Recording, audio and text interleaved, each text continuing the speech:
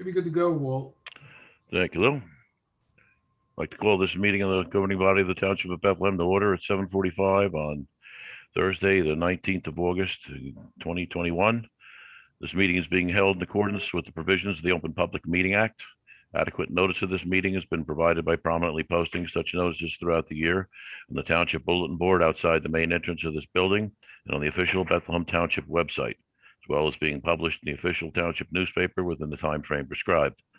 This meeting is also in compliance with New Jersey Assembly Bill A3850, which was passed in mid-March of 2020, which specifies conditions to be met under the current state of emergency. Would you all rise for the flag salute, please? I pledge allegiance to the flag of the United States of America, and to the republic for which it stands, one nation, under God, indivisible, with liberty and justice for all.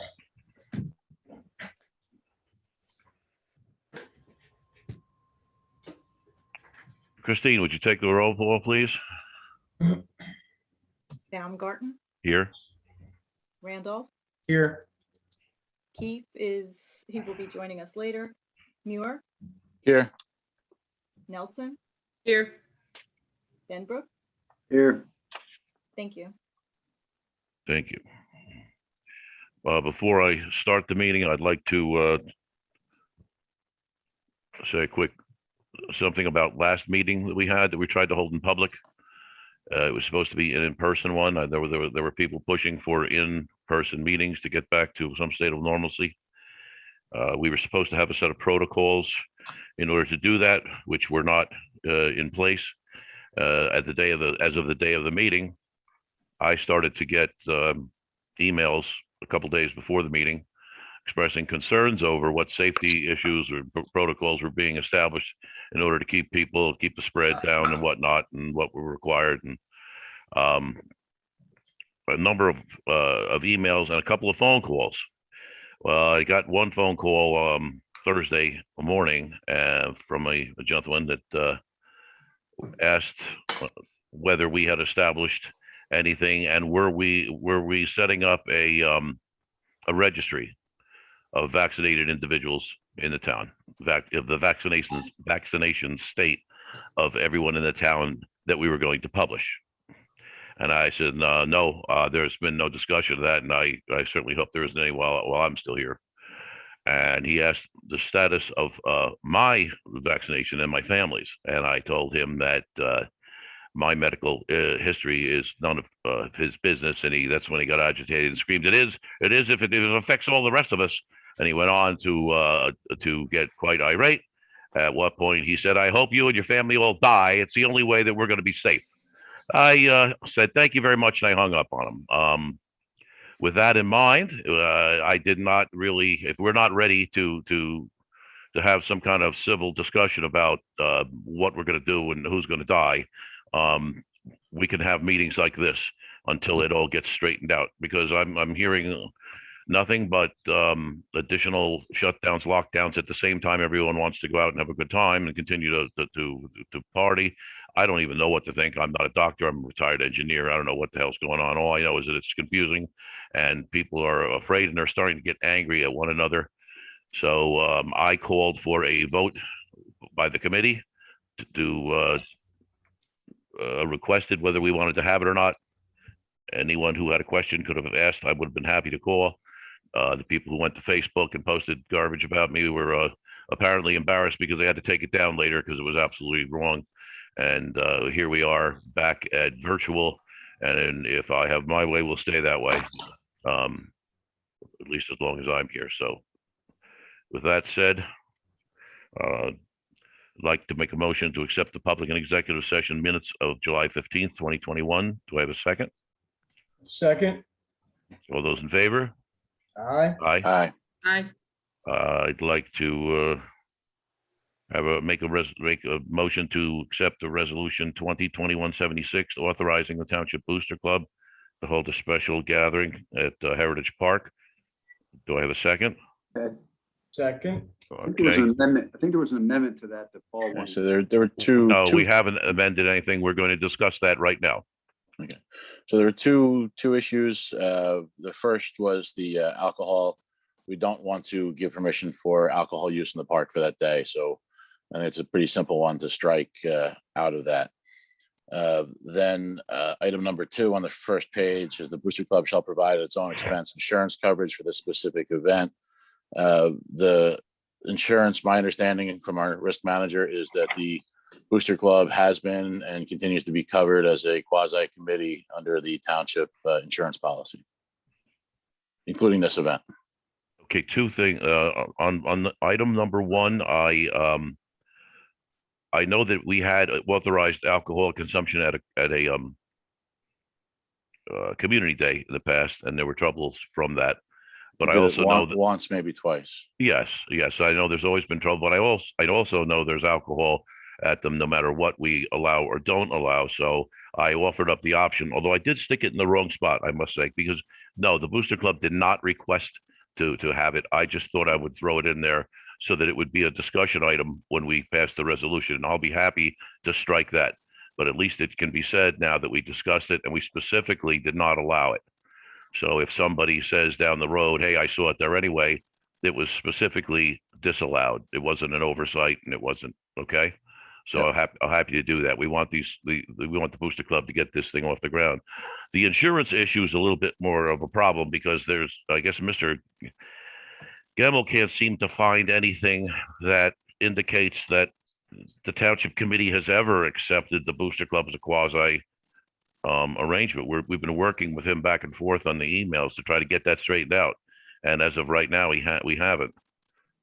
He was asked, I have an email where he asks us to get the to get a resolution together to make the Booster Club a quasi. So I'm a little confused.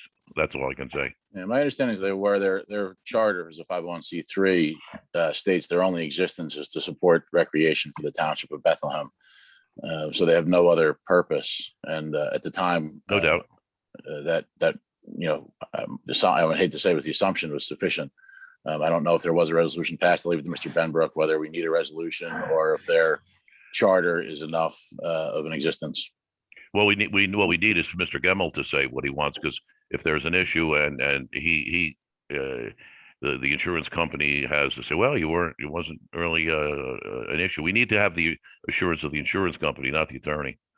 So, okay, go ahead, Judy. I'm sorry, my phone's ringing in the background. So the insurance issue has to be settled by when? Because they want to do this on, at least right now, maybe the state will change on September 18th. When do we need to have the insurance in place? Either by the Booster Club or by us? What's the deadline? Well, I mean, there's also the possibility they can do it and not have the insurance, and if nothing happens, it's no big deal. That's been done before. I'm not advocating that, but I'm willing to modify this resolution to allow them to go ahead, and then we can do what we can to help them to get where they need to be in order to do this. I've been working and speaking. In fact, when the last meeting was canceled, I was on the phone with Greg Glazier working out these details. So we're definitely all in this together to get it done. So if the committee wants, I will be happy to strike that alcohol line off. And any other comments on this? Yeah, if there, I got a comment or two. So right off the bat, it's a Booster Club event, charter or no charter. Their existence is for recreation, whether it's with the town or not, they don't need us. That's how their organization, I'm assuming, is set up as a 501c3. Yes, they want to contribute to this community, but they don't need the town to override it or cover it or hold any liabilities. That's private organization. I've been part of stuff in the past, and we had our own responsibilities when we did events. The request for funding, I guess we'll cover that. We've donated to organizations, and that level of looking into the organization, like let's say the Boy Scouts or the watershed associations, if they solicit us for a contribution for a project they were having, an event we were having, we judge the merits on that. And then we were more than happy to support them in a monetary way and whatever the number that we came to. So I have no problem with that. As far as the insurance goes, it's their event. And this would hold for any group, the soccer teams, anybody else that uses the grounds, or somebody's private birthday party, or Sweet 16 party. Get your insurance whenever you get it. We have a mechanism through the clerk where if there is a decision that needs to be made on a very short time basis before a meeting, there's a protocol, so we're not violating the sunshine laws. So even if it was the very last day, we can certainly accommodate the organization. So go get your insurance is my suggestion. Then you have it, it's not an issue. Future events, if that's something the town wants to entertain and we have proper time and documentation, yada, yada, yada, fine. So right now, you get your insurance. If it's the day before the event is when it comes through, you meet all the other priorities. And we have to have that polling process to make sure that everything flies, fine. On the alcohol issue, I'm not a big fan of that in the parks for sure. But if the committee's goal is to give as much leeway to the organization to have their event, and that organization, whoever it is, sets up the rules for that event, and they say no alcohol, it's a wash. Putting this in here, and it can be strictened out, that's not a big deal, but putting it in here, from my perspective, merely means that if you want to have it as part of your event and people meet your criteria and they follow your rules because it's your event, then we wouldn't want to be in the way of you running your event. I don't know what else you're going to have. You have a beer garden, or people are just allowed to enjoy that.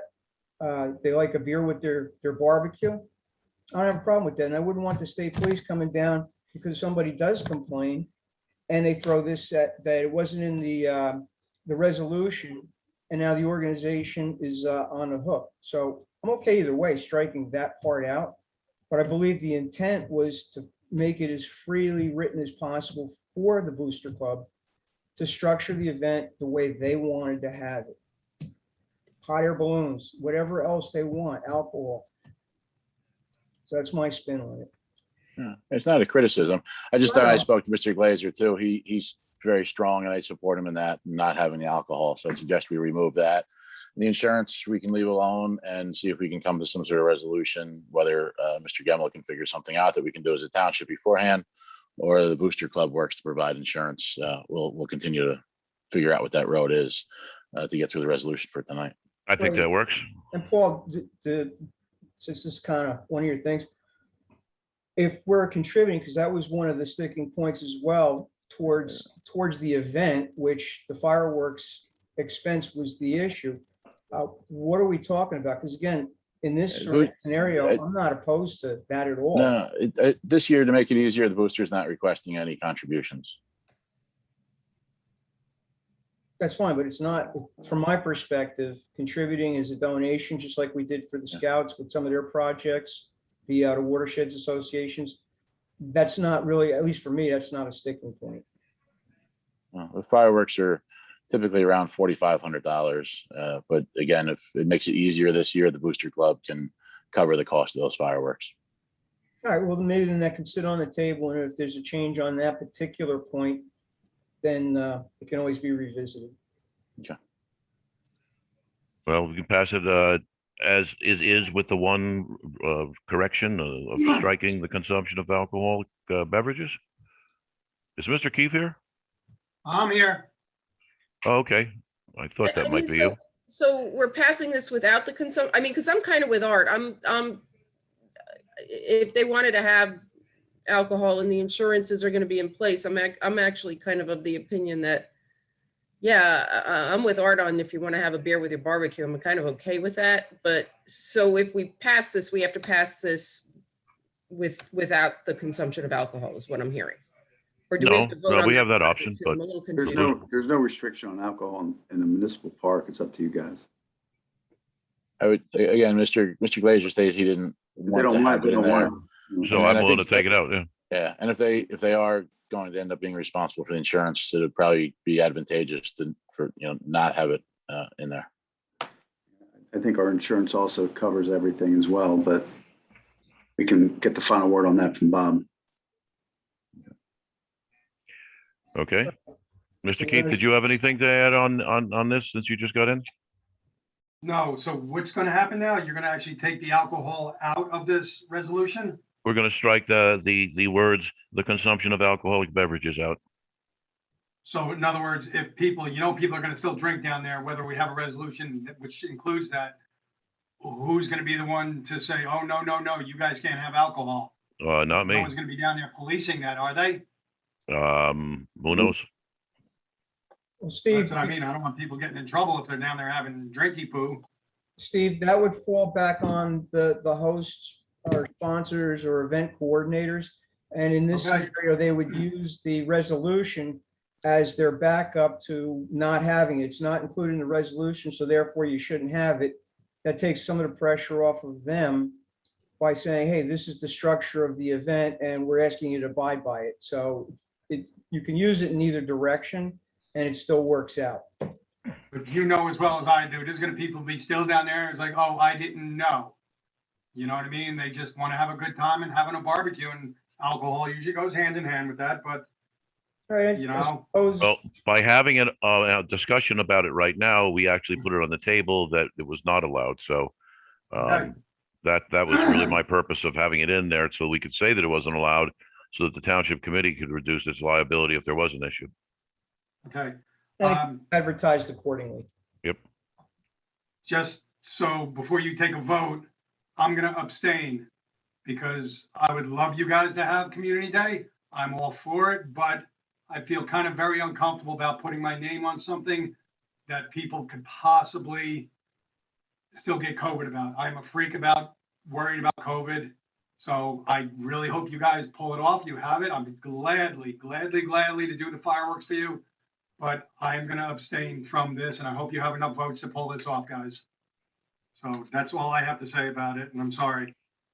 Well, you don't have to be sorry. You do what's in No, your heart. I like Community Day, and I really think the township should have it, but I feel very bad that I don't want to put my name on it and feel comfortable that the fact that somebody could possibly get it. Yeah, I know if they don't want to come, they don't want to come, but I feel strongly about this COVID crap. I'm sorry. Understood. So I'd like to modify my motion to accept this resolution to include the removal of the words, the consumption of alcoholic beverages. Do I have a second? Second that. Want a roll call vote, Christine, if I might? Keith has abstained. Muir, Yes.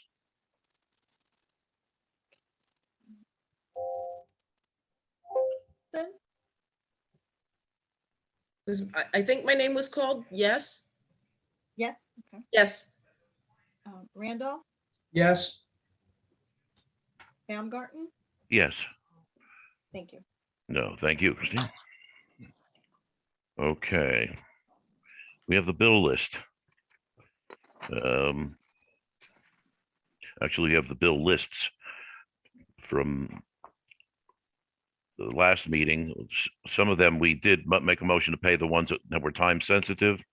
The total of the first bill list from the 4th of August was $633,015.19. It included the county taxes, the county library taxes, and the county open space taxes. The bill list for 8/19 is $81,612.61. The balance in the general fund is $2.8 million. And there is a large pile of checks that have not been entered yet, but will be shortly. So I know it's not the surplus, but we've got almost $3 million in the bank and it's earning interest. I think I'll just leave it at that. The next issue is the report of the municipal engineer. We have to Yeah, have a motion on. Oh, yeah, that would be great. Yes, thank you so much. No, I have a question. I don't know if this is part of the bill's discussion. We received an email today about the technology invoices. Yes. Are those, they're not in these? No, they're bills, I not don't on this. believe. No, you need time to So- think about that. We all need time to look at that because there's pluses and minuses. And I'm asking everyone to do their homework on this to see what they think for the next meeting. The Well, next meeting. okay, so for the next meeting, that's fine. I was confused as to what I'm supposed to look for, Walter, because I went back to the original contracts this afternoon. And we're being billed at the rate that we agreed to on the contract. Is it the number of hours that they're putting in that what are we supposed to be investigating? Well, I've had these for a while and I haven't been able to get to them either because of other issues.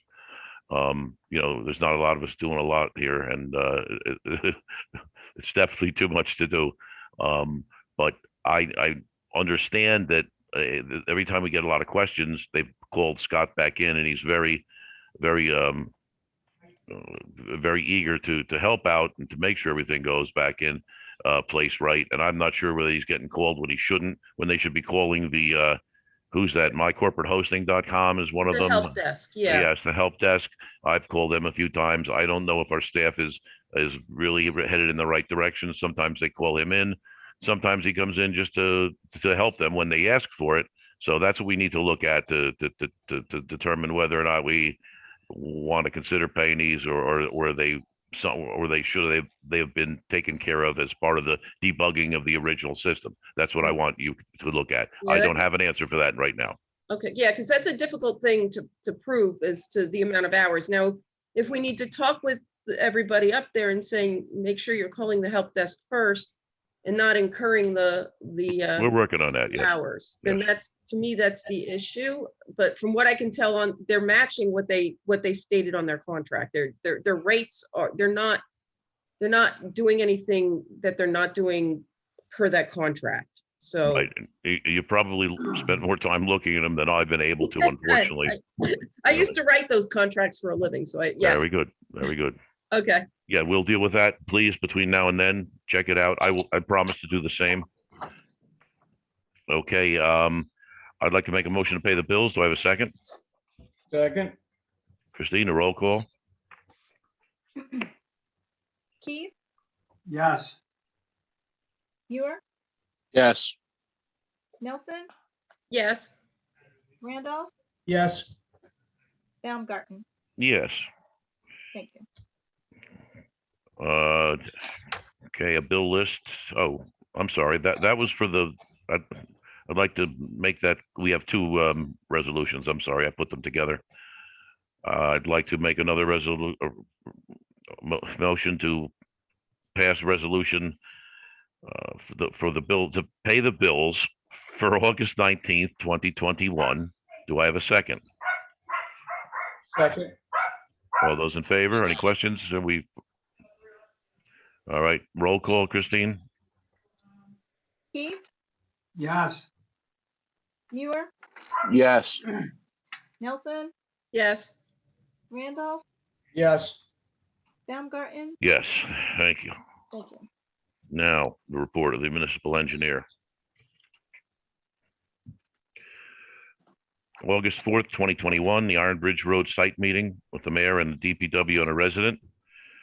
Yes, we met with the lovely lady on Iron Bridge Road, hat in hand, did my best sales job to beg her to give us some of her land so that we can widen the road at that spot where it's the narrowest north or uphill from the bridge. And she agreed. And Carl, I believe he said they did that today. It's going to be it's a lot nicer there. It's going to be a much safer spot of the road, although I hope that people don't speed faster because it's wider, but it was very kind. And I think the committee and the township should thank this lady with all our heart. It was very kind of her. On August 9th, 2021, the land use board meeting, municipal projects, Iron Bridge Road, section 1 or 2. The DPW has commenced construction on section 1 with the grading of roadside berms. Section 2 specifications are being completed by NJDOT, review and public bid. Person Road design plans are 90% complete and will be submitted to NJDOT for review and approval. Construction is anticipated in 2022. 2022 NJDOT local aid application. Resolution authorizing the application to NJDOT was successfully submitted via the new NJDOT PMRS system. Announcements of awards is typically in November. No active and prospective board applications. The Morgan variance on 124 Roundsville Road. It's been received for construction of a 2-story detached garage. Application is scheduled for complete list determination at the August 23rd Land Use Board meeting. Miscellaneous speed studies. The Goal Hunter Inn has completed the data collection for Thomas Road and Tunnel Road. Recommendations for speed limits will be prepared for the committee's consideration at the September meeting. on the county culvert B24 replacement Charlestown Road. County is scheduled culvert B24 replacement for fall of 2021. And the 2021 recreational improvement grant application was submitted to DCA on May 24th for potential improvements to Heritage Park.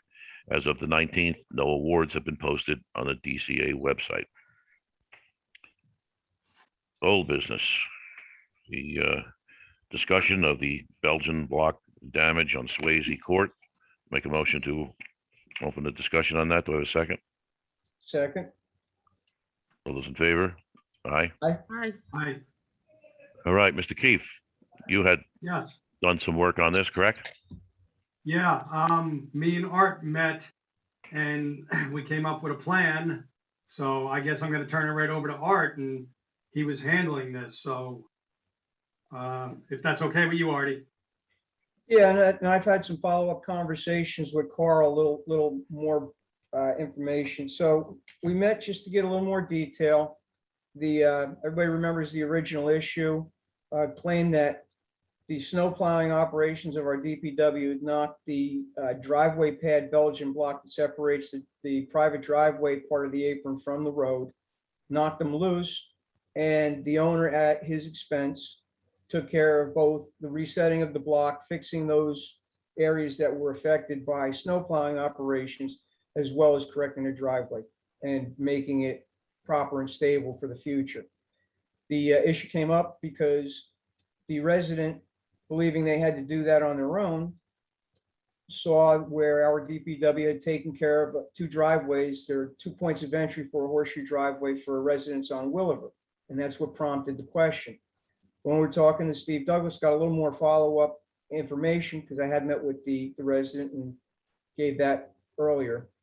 And Steve had said that in this particular property, this resident, when this issue had happened in the past, the DPW had taken care of the Belgian block.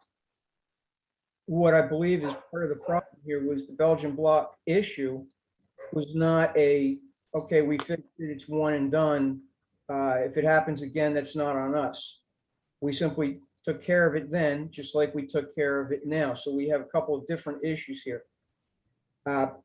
Knowing that it was done before, my first feeling would be, and talking with Steve, and he's got his own perspective he can share, was that we took care of this once. We shouldn't be, after every storm, responsible for all the Belgian block for every residence that the curbs get hit during the snow plowing operations. That said, we never made it clear that this was a one and done to the residents. We took care of other residents. So in talking to Carl, the work that he did on Williver was very specific. He cleaned out the pockets for the Belgian block that borders the apron, separates the apron from the road. And he reset that, and he said it was about $400 if you had to boil it down to man hours and materials, the public works doing that work, this is what it would have cost. So the resident wants some form of compensation for the $1,200, which is that portion of his driveway repair that related to the blocks in the pad. We have the gray area of having done this for people in the past and not being clear about what our responsibility is during the snow plowing operation. Clearly, people want us to plow the roads and get as close to the curb as possible. And therein lies the challenge, because to clear out as much snow as possible so residents can go about their business as quickly as possible, we run the risk of clipping these curbs. How am I doing so far, Steve? Sounds great to me, man. So the question for the committee is, first, how do we want to address this? Because it's going to come up in the future, and I think it's going to come up more often because some of these developments, the work has gotten old, and it's going to happen before Carl and his crew can actually fix these roads proper to minimize or alleviate this problem. The more the roads decay, the more likely Belgian blocks are going to get kicked loose during plowing operations. So we've got to address that. I suppose similarly, like we would address the mailbox, is something to consider. With this resident being left in the gray area, we know what Carl would have spent time and dollar on. Do we want to compensate this one resident for his out-of-pocket expenses to the extent that it would have been done had Carl taken the guys there and said, yeah, we'll do this part, and that would have been deducted from that resident's bill. That's a group thing. I don't have an axe to grind in either direction because we left it kind of gray for the resident. So we need to address that at some point. And do we want to square up with this resident because the blocks did come loose after they were fixed the last time, and put this issue to rest, at least for right now, so the resident gets some closure, and figure out before the snow starts falling how we're going to deal with this? Because if you look at these developments with the Belgian block, we're going to have this problem again. What do we want Carl and the guys to do? What do we want to tell the residents? So that's pretty much the summary of the case as it went.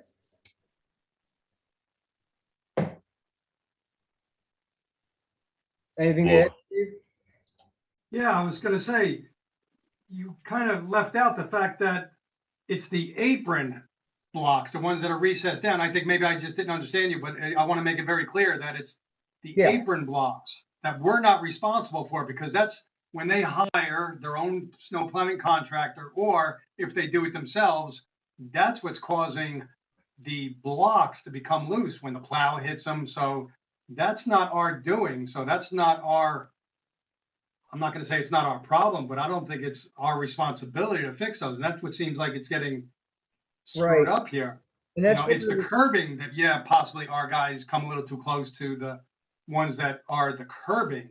So yeah, I'd say we have to fix those. But as far as in the apron, no, I don't think so whatsoever. We don't even touch the apron, and that's their private contractor, like I said, or the homeowner themselves that are doing it with their own trucks. So Right. I want to make that clear. And my thought is, moving forward, we should make it clear to the residents that the apron is the least exposed area. That's why I was referring to the driveway pad or the Belgian blocks that Right. separate the driveway from the road. We've got the least amount of potential contact because they're so low to the road. And the probability of hitting them exists, but it's very minimal. We've got a higher probability of either hitting the corners of those driveway aprons where they come back up to the full height of the curbing, or the curbing further down. And I see Carl's here.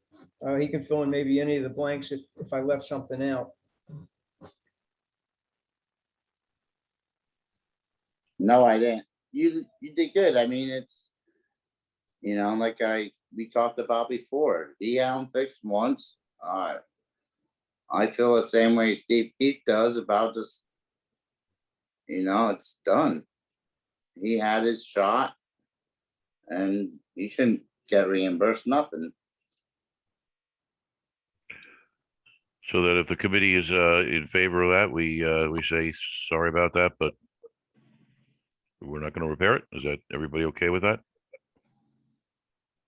Not just repair it, because the repair has already been done, but we're not Oh, gonna, well, certainly not reimburse it. Yeah, that's a whole yeah, lot. I mean, like I To me, said, the reimbursement is, yeah. Last meeting, we talked about reimbursing, and new information came to light from Steve Right. Douglas. You okay? Yep. I forgot it was reimbursement, but because you should have, this is an issue that should have been ironed out before the repairs were done. Yeah, but. And shit even happens. then, yeah, I have no problem with saying it's your driveway. Yeah, he I already take had care it of mine. done once before. That was Right. new information we got from Steve Douglas. We were unaware of that last time we talked. So he had already had repair done. So now he's looking for more, and, I just feel we did a good deed once for this gentleman. Well, any other discussion? Motion to close. I'll make a motion to close discussion on this. Do I have a second? Second, All those in favor? Aye. Aye. So we'll leave it as it is for now. No reimbursement. Is the committee okay with that? I am. Paul, Judy? yep. Yeah, mostly yes. I guess the only thing is there mention of the curb? That would be the only thing that I'm kind of questioning is the, I'm hearing the apron, Curb, I'm in agreement with, but now I'm hearing the curb, which could be on us. curb is when our plows are coming down the road and they might get a little too close. That's like where the grass touches the so-called curbing, but it's Belgian block, that would be our fault because the plow went maybe a little too close and we, kicked them up a little bit or loosened them up a little bit. That, should be maybe our responsibility, like the mailbox. We did the damage, but as far as the apron, no, we don't even Right, touch that. I mean, Artie, I Go agree ahead. about the apron. I agree. I'm just wondering, like with mailboxes, I think, what did we agree? $35 standard reimbursement regardless of how they want to replace, like if they want a $2,000 fancy mailbox, yeah, fine, go for it. You're only getting $35 from us. Okay. Mhm. Do we want to do something similar here? Use this as a test case, and I don't even know what the curb would cost. $100? I don't even know. Do we want to do something like that? but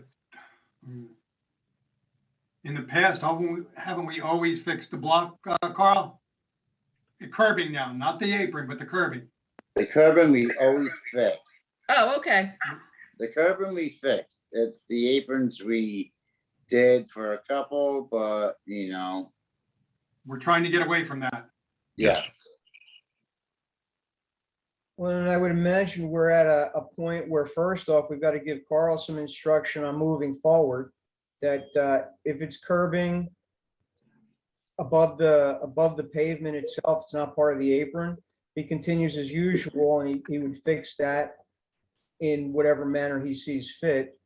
But when it comes to the apron itself, where it intersects with the road, we're not responsible because it's so below the grade that the chances of the plow blades actually hitting those blocks is fairly minimal. So that's instruction. I would say almost no, Art. I'm sorry to disagree, but I don't think the plow's even, it's not like the guy's gonna turn in his driveway to get those couple extra inches. You know what I mean? So he's gonna be coming straight, and I don't think that blade hits those Belgian blocks at all. So Okay, I could say absolutely nobody, we're not touching those. I do shoveling, not plowing, so I will defer to those that No, have. I've been plowing my whole life, so I can tell you, Carl can probably hopefully back me up, but I don't think we'd even touch those ones that are in the ground. So then we need, That's a tough call. Sometimes, the plow will slide over. Okay, You're going all of a sudden, you're against the curb. And then you come to an open driveway. Sometimes, yes, they will go in, 6 inches, okay. but when you're in. All right, then I'm okay. Yeah, Steve, I'll trust your assessment as roads commissioner and Carl's guidance. So you're okay with not reimbursing? I'm And we fine. do have to go, like Artie said, we have to come up with something to move forward to tell Carl what to do if the curbing needs repair. We have to come up with something that's gonna be the protocol from now on. Well, did I misunderstand? I think Carl, He paid- we They do the curbing already. yeah, we do the curbing, and I assumed we would continue to do the curbing. It's the apron that we're not going to Yeah, take any it's the responsibility apron. for. Yeah. Exactly. I'm That's gonna have correct. to, I'm gonna accept that, and I'm in that boat, so I'm willing to accept that. Okay. So there it is. New business, the snowplow agreement with the Township Board of Ed. I'll make a motion to open discussion. Do I have a second? I second it. All those in favor? Aye. I, It is the same contract as we had last year, except it's for 3 years. It was requested to be for 3 years by the people on the school side.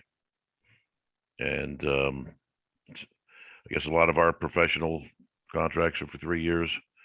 I don't have a problem with that because there's still our school system 3 years from now. And I certainly can't prove it, but when we went out of our way the last 2 years to take care of the school, they went out of their way to keep their taxes flat. And I had a lot of discussions with Debbie Rusin and some of the board members. I think there's one here today. He said that they really enjoyed the good working relationship there, and I'd like to keep that. And this would be, well, I guess, a parting gift to them to say the township wants to continue to work together with you. We're on the same team, so. So that's fine. What happens if they close Hoppock? Because that's been proposed every year now for the last couple of years. Well, then there's less plowing to do. Or do we have to plow it to at least allow maintenance access to it? Maybe not plow the whole thing? Probably, sure. You still need some access just for any kind of emergencies that might occur on the property. It certainly becomes less of a priority though, and they could get to it when they want to. Right. Okay. Okay, if there's no other discussion, I'd make a motion to close.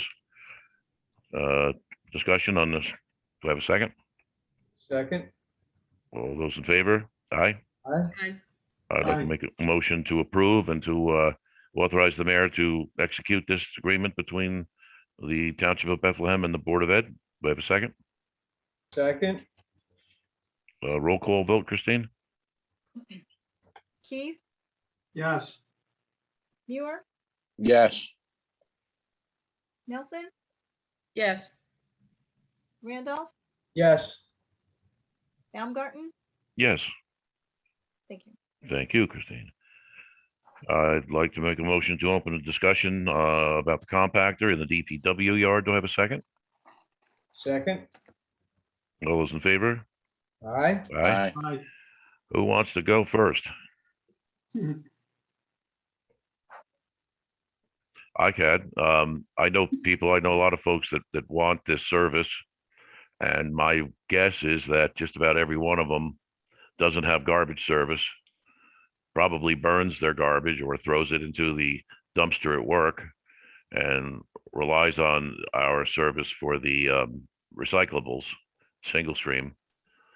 But we also have people that, well, I guess we've had a better deal, right, Carl, since Bill Savaki's been monitoring it. We haven't really had any abuse of that, have we? No, But it is a No. big expense. I believe it was, what was it, $30,000 last year, Carl? 30,000 in the last 3 years we spent. Now, this year, we're gonna be over 12,000. Well, excuse me. I'm getting over a case of bronchitis. I think I'm gonna have to ask you, Mr. Muir, as the heir apparent. I don't want to try to. Next year's committee is going to have to live with this. What are your feelings? No, Carl and I spoke, the market changed. We made a fair amount of money when, cardboard was a viable commodity. And as we've discussed in the past, that's why we brought Mr. Savaki in, when China changed its import regulations. I think every community around us, unfortunately, has decided to not offer recycling. And so I think it's a prudent move at this point. Okay, excellent. Excellent. Any other discussion? So you're basically saying to abandon this and not fix it. What do we do with the equipment that we already own out there? Go Gov or Gov Deals, is it? All Yes, right, the answer is sell it then. Try to sell it. Okay. Is there a lot of people, Walt, that don't have, how many people have actually spoken to you as far as how many people don't have garbage service you think that are gonna be hurt by this? I'd say 4 or 5. Carl, go ahead. all the phone calls I've been getting and people stopping up to recycle. I've been telling, go down to Hunterdon County, down in Petticoat Lane. They're still taking their single stream down there. Rebecca Longer said the same thing. All the townships are closing up because there's no money in it. Right.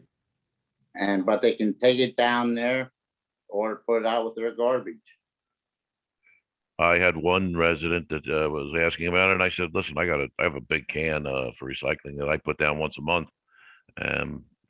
Call me. I'll come and get your stuff. I'll work with you." But I spoke to LMR. They didn't have an idea of how many people we had, but they have a lot of people. I believe that it's probably as high as 90% of the people in this town have a garbage service. And short of mandating it by law, I think if you're not having a garbage service, you've got to find some way to get your disposables disposed of, other than having the other taxpayers who are paying for the compactor and whatnot, and also paying for garbage. It seems to be a fairer deal. So I'd certainly be willing to say, let's sell this thing for what it's worth and move on. Any other discussion? I mean, I agree. we provide very few services in this town as it is. This is one thing we do provide. So I'm not 100% sure, you know, our residents don't get a lot, even if you're saying it's just a few that use it. Fine.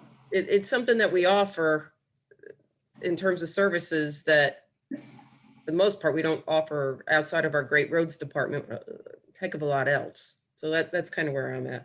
One of I the would- things go ahead, Paul, you have the floor. No, I would suggest, we own the equipment, it's paid for itself within the first year. I would just, either let it sit there or move, because if the markets change again and we can offer it as a service, so at least break even. I would make that suggestion. I would say suspend it for now. Keep it as a piece of equipment, Carl, if that's we can talk about that if it makes sense. And if it makes sense to offer it in the future, we have it, because otherwise you're gonna have to reestablish. If for some reason we're mandated to do it, or we go back and you either have to put the sortation bins in, or you put another roll up in for single stream. It's going to be a mess in the yard. So I say, like I said, it paid for itself within the first year. We'll let it, I think we should just let it sit there. We just suspend now because the program's costing us money. Well, I don't think there's that big a resale value on it anyway. So yeah, that's a good idea. Just keep it, sit it there. But Judy, to your point, don't fall into the trap of saying how much people pay in taxes, because we only get 13 cents out of the dollar. I think people in some of these issues, I pay this much. There's a big development that I did some calculations on. They pay $5,000 a year towards the municipal budget. That's not going to get your road paved very soon. The bulk of the taxes, and I'm not a dig on the schools, but the bulk of the taxes goes to the school systems and the county. We are not we're doing a lot, I think, with not a lot. We only get $3 million budget. That's not really very much. Yep, I understand. Thank you. Thank you. Carl? So what about repairing it then? Or don't repair it, just leave it sit? I'd say let it sit until we think we're going to use it. Okay, That's a good idea. sounds Okay. good. Okay, when the committee's good with that, let's leave it at that. Discussion, hunting within the township. Make a motion to open that discussion. Do I have a second? Second, All those in favor? Aye. Aye. I had another request on that. I don't know if I can find the email. I did find out who we were supposed to, I believe it was Green Acres, Christine. Who did I send that to? Was it? Oh, here we go. Oh, Mrs. got it, okay. Kleinster with dep.gov, Cindy Kleinster. We have requested, we have to file, we have to become some kind of, we have to do some filing in order to qualify for that. She was on vacation when I sent this, and I am going to reach out to her again tomorrow, but we are moving forward to find out what we need to be as far as legal goes in order to consider leasing out hunting properties. Anybody else have anything to add on that? So we just need to table this until she gets back. Yeah, there is a requirement of filing for some It's a deer. status. It's a deer management area. The deer status, management I program, yeah. believe, Mayor, and we did explore this last time because we actually started to go out to bid. And then the DEP told us we couldn't do so, but then I thought at one point I was given some contrary information that in fact we didn't have to do that. I was all a bit confused, candidly, but I can say, is my understanding, because Green Acres money was used for these projects, that they seem to be saying we can't do exclusive leases, even if we public bid, that you basically have to open it up to a statewide hunting group, like a statewide archery association or what have you. I do have some information on that from last time we bid. I can forward it. That would be nice. Thank you. All right, anything else from the committee? All right, make a motion to close that discussion. Do I have a second? Second. All those in favor? Aye. Aye. Aye. Report of the township attorney. Yeah, I had a meeting with the mayor and council of Glen Gardner Borough last evening. Incidentally, they're also still doing theirs by Zoom, but I think they're going to try to do something in September. But in any event, they are interested in renewing the shared court agreement, generally along the same terms and conditions as the existing agreement. So I did put their liaison in touch with your court personnel, and I guess it'd probably be a good idea to crunch some numbers and try to get that contract renewed, in the next 60 days or so. We don't need to get administrative office of the court's approvals for renewal contracts, so that should smooth things out a bit. The only other thing I would mention in that regard, incidentally, is there's apparently a piece of legislation sitting on the governor's desk that's been approved by both the Assembly and the Senate, which would basically abolish your court to a large degree, because it would mandate that state police service municipalities like Glen Gardner Borough would have to go to Flemington in the newly created countywide municipal court. That would be an extreme change, but apparently it could happen imminently. I just point that out to you guys because if that were to happen, it could really impact your budget, because you'd be back to, well, actually, you guys don't have a state police either, so your whole court would be gone. So it could be rather impacting on you guys. I will let you know if that happens. But in the meantime, while the governor's deciding what he wants to do, Glen Gardner was very happy with the services that you guys provided, and they're interested in renewing. So, I initiated that process, and they'll be reaching out to you guys. I would like to call a short executive session after this meeting to discuss that particular item quickly in detail, because I've had some discussions on that, and I want to run by the committee so that at the next meeting we can perhaps make a decision on that. If that's okay with everybody, I'll do that later, just on the court issue. Right. Sure. The Menini brief that I'm going to file on behalf of the township is due September 13. Kara Kaczynski did file her brief. My brief and the Menini brief actually will be due the same date. So we haven't seen theirs yet. I thought Kara's brief hit the points, generally speaking, but I do want to amplify some of the case law and some points as far as the equitable estoppel issue, which I think is really the crux of the whole case. So I do feel we have an excellent chance of getting the appellate division to take a hard look at Judge O'Neill's ruling. I'll certainly circulate that brief. I will not wait till the last day. It'll probably be filed sometime in the next 10 days. And of course, that's a public record, so I'll circulate that as soon as it's filed. I know you guys, every municipality got a fairly decent amount of COVID funding. And there's been some confusion over how you can spend that. There was a recent local finance notice that just came out last week. The parameters for what you can spend it on have expanded, particularly with any type of infrastructure project. I will circulate that. I know Mayor Baumgarten, you had asked about that at one point, and what can we do with it? And that was kind of an open question, but we are getting some better guidance. So I'll circulate that local finance notice through Christine tomorrow, and so you guys can all take a look and see what you might want to do in terms of utilizing those funds. But the areas that you can use them on have actually expanded. Finally, and again, I just throw it out there.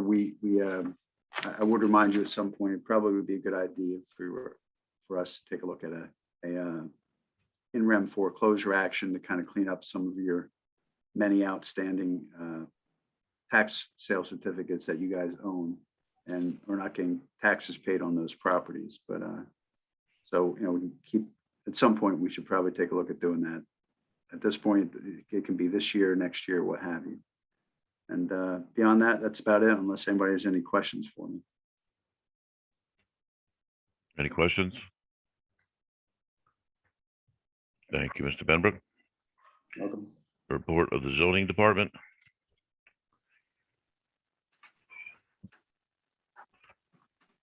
The typical building permits for pools, generators, accessory structures, minor home occupations. This has always been a very difficult area for me, although I've never said anything about it before, because every meeting we have people after people putting out money and filling out forms and coming before planning boards to improve their properties and following the procedures. And there's those that don't. And I think I probably made a mistake in thinking that the law should apply to everyone equally, because I don't believe that we're living in a place where it does anymore. And that's okay, because there's always been the ins and the outs. But when it comes to politics, you have people that are willing to do it, willing to not. But when the people decide that they don't really care, and they're okay with it, and they embrace corruption as a way of doing business, then it makes it very difficult for someone like me to justify the fact that I'm even here. Because if that's okay, if anything goes and nothing really matters, then I don't belong here. So it's probably a good thing that December comes and I can get the hell out of Dodge, because I'm just too old to change my mind to wrap it around that kind of acceptance of what isn't fair and equitable. Report of animal control officer, it's a paper report. The report of health and safety coordinator, I have nothing to report, except that we've had no real issues here in the township staff with any of this outbreak or uptick or whatever they want to call it. As far as the county goes, I track the numbers every day from the Department of Health. And yes, in May and June, they went down to 6, 2, 3, 0, almost nothing. And in August, they picked up to the 12, 13s, 20, or whatever, which is where they are today. It's but one of the misleading factors in my mind is that we've had, what do we have? How many cases? 288, something like that. And that's 288 from the beginning. I don't even know how many we have currently. Could it be 10? So I guess we just have to take our lead from the county on where we're going, but I still would advise everyone to be cautious, especially since we're going to try to have a gathering there. So let's be careful, because a lot of people are scared, even if they shouldn't be. They are, and we need to take their fear into consideration. The report of land use finance, I have nothing on the finance except that we're in really good shape. The report of the land use coordinator, Mr. Randolph, do you have anything?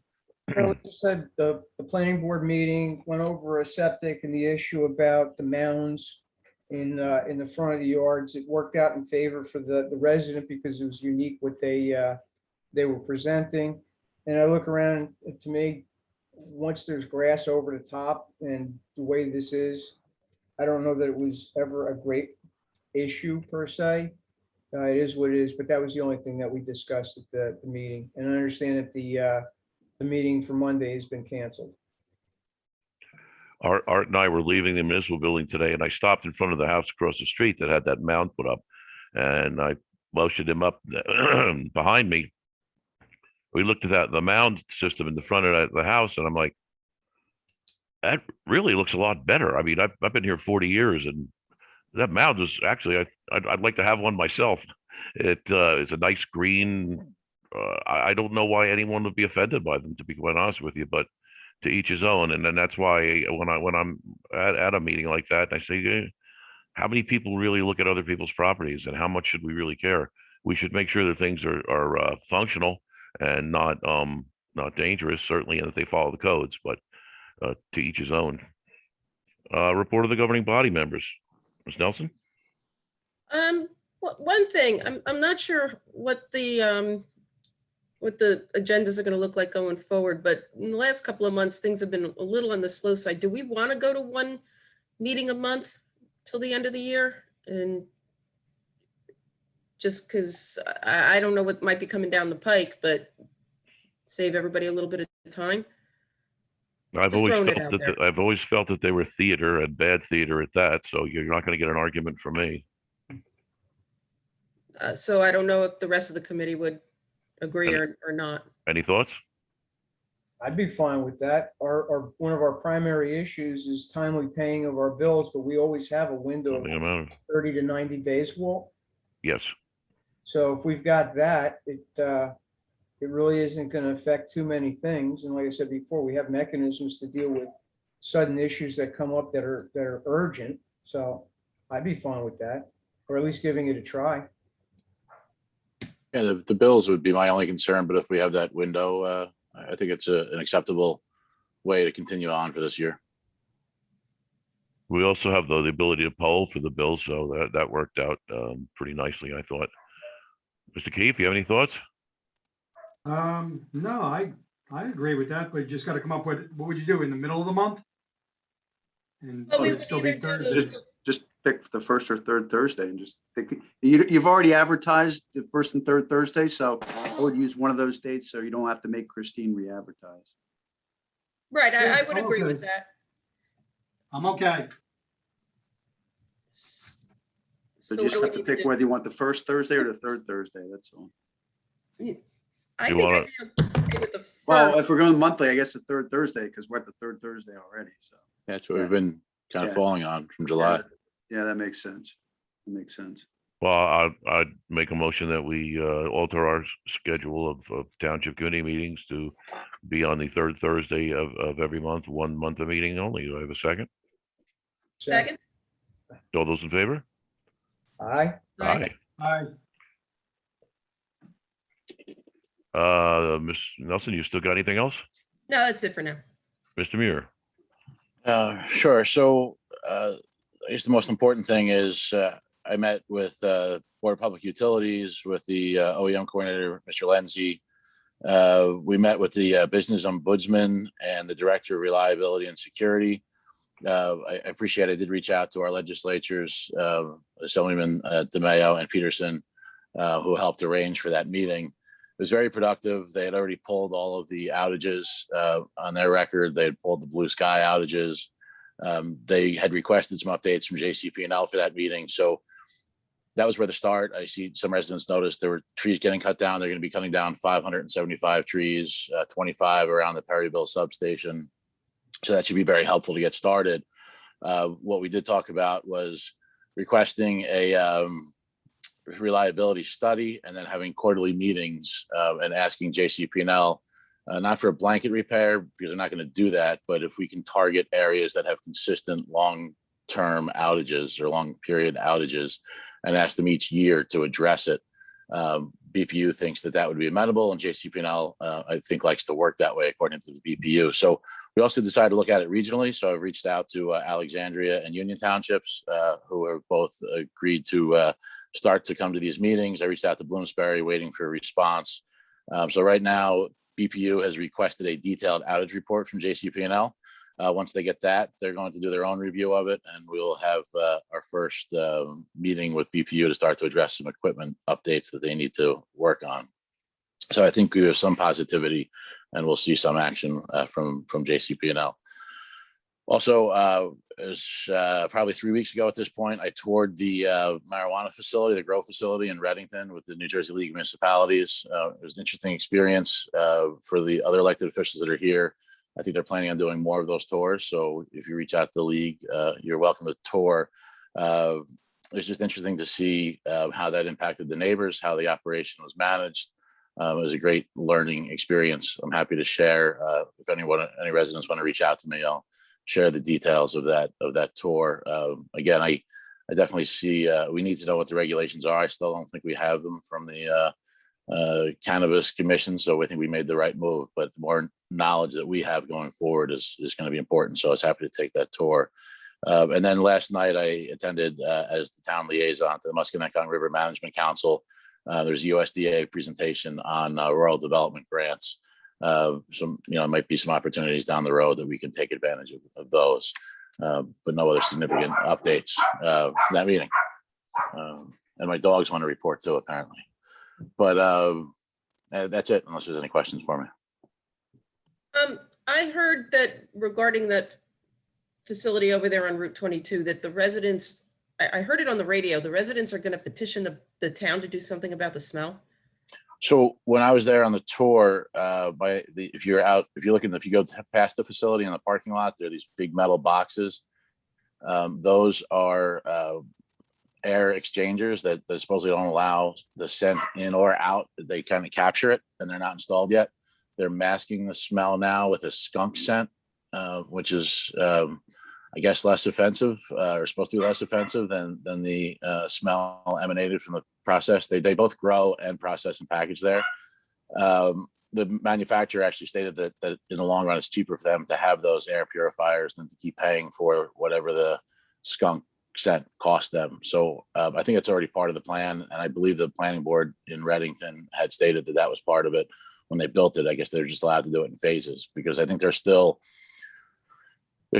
a medical facility right now, and then obviously they're anticipating they do have licenses for retail, but they're not at full operation until all those regulations are put in place and they know where and how they're going to be able to sell retail. Okay. Any other questions? If there are none,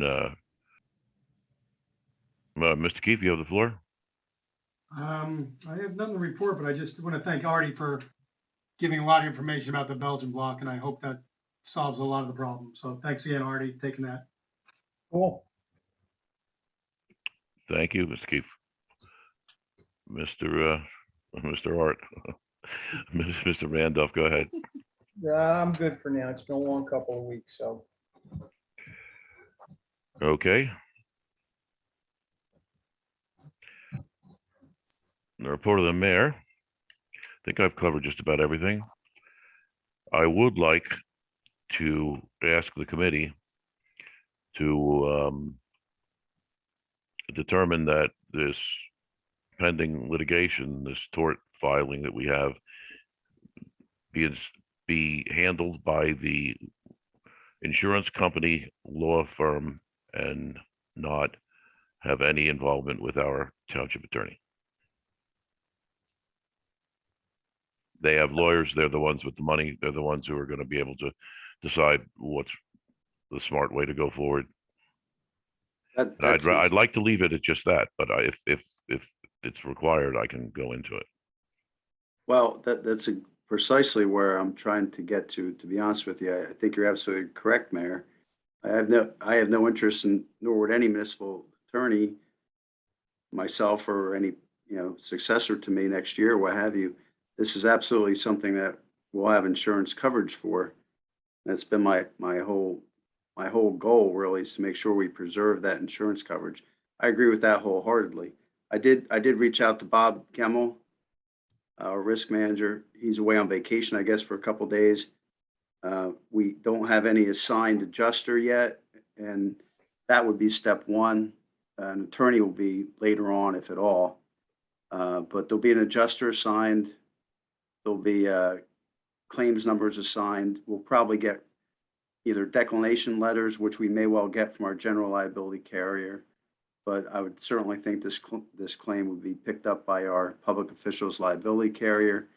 And yeah, then it'll be absolutely processed through whatever counsel that they wish to assign. But that's absolutely precisely the right way to go about it. No question. Well, the committee's okay with that?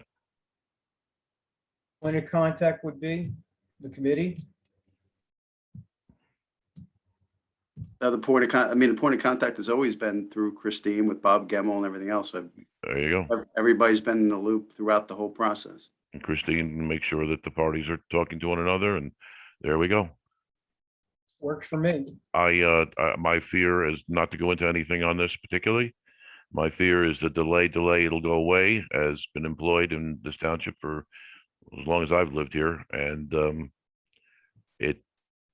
it can function well if you can break someone's back financially and they go away because the township has bigger pockets, but it can also lead to a massive a liability financially, and that's my, I'm a cheap son of a bitch, and keeping the township's expenses as long as I'm here down is always my first goal. I think that this needs to be dealt with and can be dealt with economically and quickly and not dragged out because next year I'm going to be a citizen, not a committee man. And I can't make any promises about what I may or may not be able to say. So I'd say move and get it going. Thank you. I'd like to make a motion open to the public. Do I have a second? Second, All those in favor? Aye. Aye. I, Barbara Cochran, you are the first light on the board. Okay, I have several comments. So the first one is most of Bethlehem Township residents do not have kids in primary school. So once we leave the local school district, we're out of the loop. Tonight, you talked about the Booster Club organizing an event. Could the Township Committee ask the chair of the Booster Club to refresh and update the public and residents about the mission of the organization, about who and how many are the board members, what is the structure of the Booster Club, how often do they select and rotate the members on their duties? Give us an update on what is the Booster Club. And also, I would like to know from the Booster Club members or the committee when and why there was a need to dissolve the local rec committee. When was it done? And why did this happen, and understand how they function better as Booster Club, if it's possible. That's my first comment. Don't answer all together. Well, I did Okay, a lot of work on that, and I have a lot of documentation on that. I Just if haven't they looked at can it for a come while, and but I'd be talk to happy to us. review it and get back to you. I just want the Booster Club members to talk to us and about and answer these questions. What I do can we share, do? I can share at least why we started the booster versus the rec. So we still have a rec commission that's in charge of the facilities, so the physical, the scheduling and the different things like that. The Booster Club was raising the funds to put the walking path in, the basketball courts. Municipalities as a government entity are not allowed to raise money. So the Booster Club was allowed to raise funds as a not-for-profit, so people could donate, have a tax deduction, and we could raise funds so the taxpayers weren't paying for those park improvements. Also, when they have sporting teams, if the uniforms or if the teams so chose to have signage, that's all can be donated, which the township cannot do. So that was the intent, was to take away some of the cost from the taxpayer. So that is only a partial answer, really, because I would like to know also who is in the Booster Club. Are they all residents? And why was really, okay, the rec committee? So is rec committee doesn't exist anymore, does not organize the sports anymore? Is that so? The booster is in charge of the sports, and so I'm on the rec committee. I believe we have two other members. We don't usually meet. We haven't had to. But the booster would call, they usually call me and they schedule the field usage. So that, like I said, the commission is in charge of the physical assets, and then the booster is in charge of the activities, if you will. And the booster, as far as I know, are all residents. I think there's actually quite a few new residents that just moved to town that are in transitioning to take over the leadership on that and try to reinvigorate those sports programs as we can based on the pandemic. So they could come and introduce themselves and Yeah, let I us think that'd be, answer yeah, I think questions from I actually did speak to the outgoing booster members, and I do a lot of nonprofit work both here in Hunterdon and Morris County, and volunteers are tough to return after the pandemic. So I made the suggestion that they do an open house, and that we maybe even do a volunteer open house for all of our organizations, whether it's the seniors club, the booster club, even the environmental commission, which is a commission, so that people know what we have available within our township. If there's other nonprofits that want to participate, and so Or volunteers just know. join a Zoom meeting, that would be great. Thank you. Next, I have a question for the mayor. And this is, do you have an update on the communication antenna location? You remember the communication antenna? By the way, the county forgot to remove an oversized billboard. The public hearing was on December 2020, and it's still there. And is there any update on that? Do I remember it? Barbara, please. I remember. I've been cursed to remember almost everything, and trust me, it's painful. Yes, I do. It's dead in the water. They're not doing anything on it. I don't know why. It might be funding. It might be because it's summer. I shouldn't say this too loudly. I don't know if people know that during the summer, a lot of governments tend to go away. They don't do a lot. The fall, things seem to pick up, just like back to school. There's vacations and whatnot in the summer. They've absolutely been no progress whatsoever. Okay, I will ask back in a couple of months. Absolutely. You know what? I'll tell you what. I'm gonna make a note so that I follow up on it again for you. And then I want to read something because I'm clearer if I read my thoughts.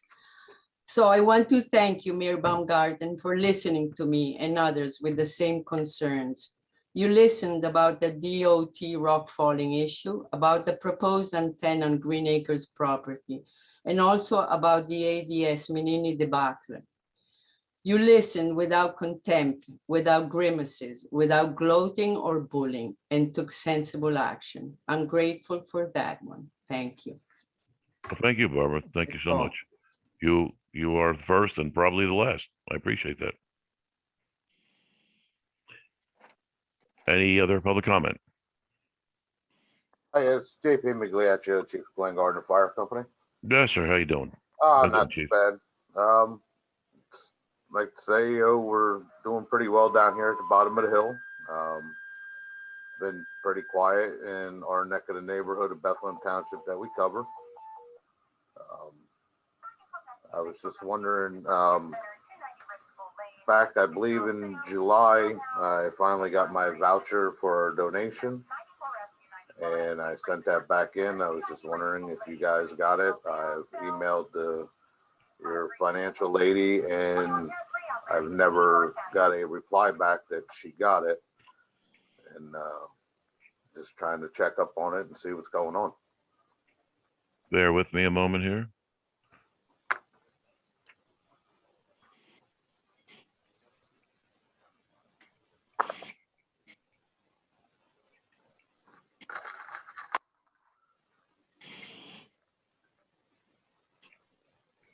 Well, it's not in here, so I'm going to have to contact her and find out. Okay. I will email you tomorrow. Okay, thank you. GG Fire. I appreciate you singing out about that. I'm glad to help. Yeah, it's okay. Talking to the other chiefs, they got theirs 2-3 months ago, maybe, and I contacted her. She said that I never handed in my paperwork. I sent her my paperwork. I got the voucher. I signed it, returned it, and like I said, just checking up on it, see where we're at. And That should not pose a problem, sir. I promise you to get right onto it and get it resolved by. She will be in on Tuesday, and if I can't get it done before then, it'll certainly be. I'll have a report for you in the meanwhile. Okay. hey, thank you. You're welcome. All right, you guys have a good night. You too, sir. Be careful out there. You too.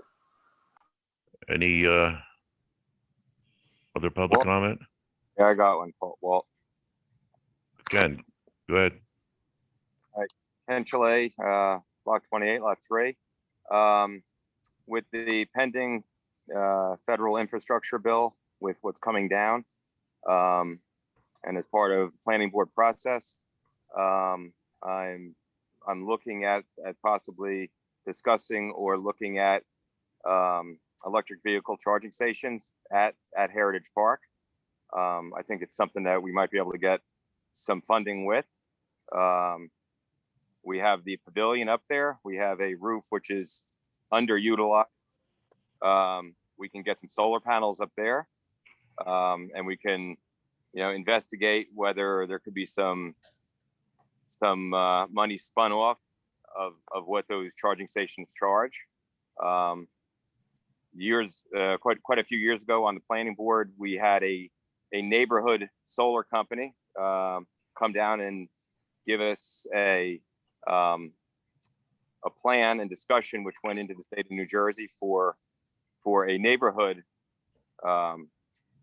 solar project, which naturally did not get chosen, but with some Washington is looking at spending some money, and considering the Township Committee makes the decisions as far as Heritage Park, if this is something that we can look forward to investigating. Naturally, no decisions are made, but it's something that we can investigate, or it's something that this Township Committee would have no interest in doing. Absolutely anything that's raised to help us capture some of the funds that they're printing up there down at the Federal Reserve is a good idea. Our problem has always been that we were limited as to what we could apply. You come up with an idea, we'll be happy to do it. Not a bad idea. Hey, Walt, I got a question for you. Hey, Ken? Yeah. We put in for the well system and get potable water to the park. That would certainly make Carl's life easier and enhance the park. We went through that recreation grant, but it's not moving very fast. I know Tom is working on it. Would that be something, at least the baseline part of having a well system? Might that fit into that infrastructure money as well if the grant doesn't come through? Oh, definitely. So if you could just give some thought on that from your perspective, that maybe that's a more expedient way if we don't get the grant. Well, again, Good idea. the nice thing about also some solar energy down there is it would offset any kind of costs of any of the lighting or any of those expenses, which would knock the cost down. And there are grants out there.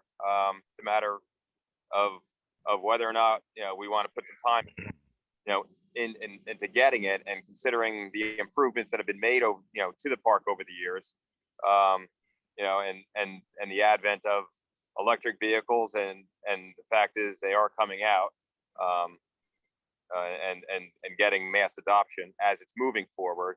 I think getting people down there to walk around the track and to do their things, they can charge the car. I think that's definitely moving forward with where our government is and where people are going. So I think Ken, If we go ahead, you have the floor, Mr. Muir. Go ahead. Thank you. If that falls under the infrastructure, I think that's the best place to fund that. I think it's a great idea. We should do both of those. If not, again, that Musconetcong River Council meeting last night, the USDA Rural Grant Program, specifically, they have one specifically for charging stations. And I think they would have an ancillary program for the solar also, but they do have a program for charging stations. So we can explore that. I'll be happy to work on that if you want. And if we don't charge the people for the charging, then it's something additionally that we're giving them for their tax money, Judy. exactly. Yep. All right. Thank you. My only concern, I would we have hours of operation, or would this be 24/7? Because my concern is at night that park isn't cameraed. So I would be concerned about some safety issues that might happen at night. I don't think solar chargers work too well at night. Well, I mean, they store, Yeah. right? Don't they store? I don't believe that's the case. I believe they feed back into the grid. Well, Kenny, how do the charge? You would know No, how the do the charger. charging stations? Oh, they can. It They totally, can. yeah, it totally depends on what that system is, how far high tech we want to get with it, or where it's going. I mean, if we got grants for a battery battery system, and that went in, it would cost nothing, but Walt's right, it is a grid fed system. And, again, but having the electric down there, we can very easily afford to put some cameras down there, without it costing the town anything. There's going to be some money spun off of it, no matter what. The charging stations, there are kilowatt hour fees associated with them, and there's agreements that can be made. So, a kilowatt, can be, there might be a stipend given to the town. There's different rules and regulations as far as charging for electric, but based on whoever installs that actual charging unit, there could be a stipend given to the town every year. And if that can offset the cost of some security measures, I think that's something that can be investigated. And it's definitely something for, a positive move as far as the town goes. I agree completely, Dan. Thank you. Thank you. Any other public comments? Seeing none, I make a motion to close public comment. Do I have a second? Second. I'd like to make a motion to, All those in favor? all those in favor. Thank you, sir. All those in favor? Aye. Aye. Aye. Aye. Like to go in, make a motion to go into a short, very short executive session to discuss contract and to adjourn after the session is over and not reconvene. Do I have a second? Second. All those in favor? Aye. Aye. Aye. Everybody in Bethlehem Township, have a great evening.